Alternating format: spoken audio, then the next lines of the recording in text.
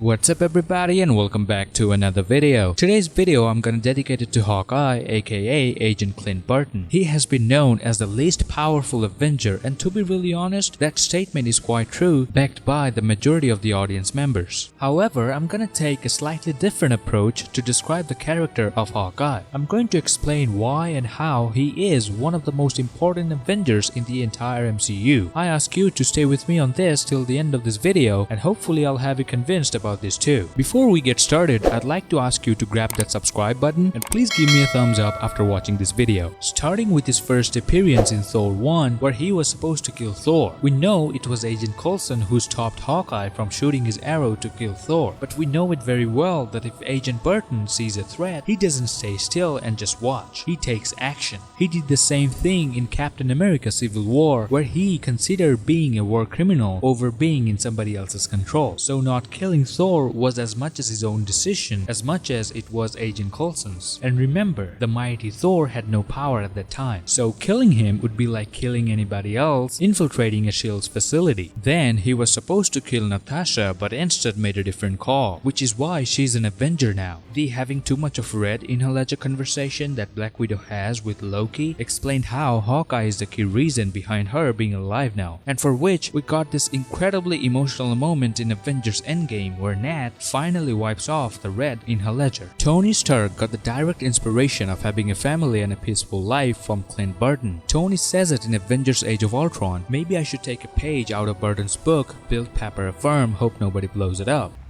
Maybe I should take a page out of Barton's book, Build Pepper a Farm, Hope Nobody Blows It Up. The simple life. You get there one day. I don't know. Family, stability. Guy who wanted all that went in the ice 75 years ago. I think someone else came out.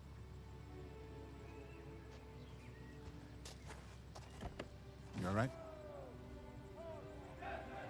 I'm home.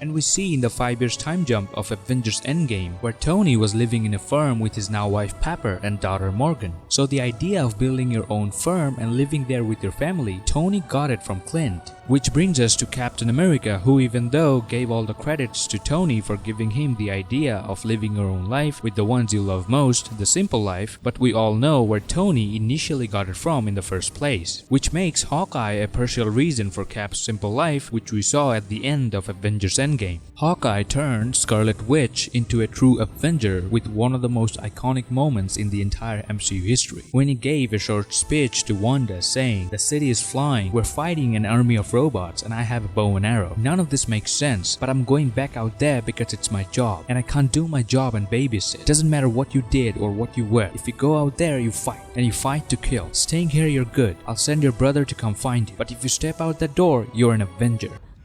Okay, look, the city is flying. We're fighting an army of robots. And I have a bow and arrow.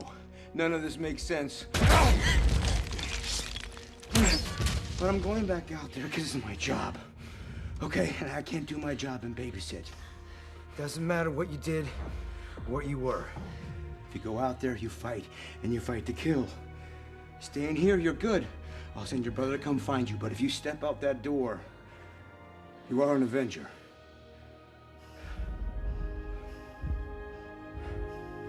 Alright, good chat. Yeah, the city is flying.